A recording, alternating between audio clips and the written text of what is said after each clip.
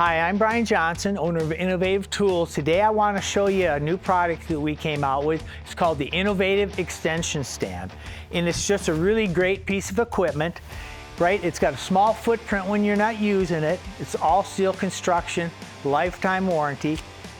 But you can slide it to whatever width you want.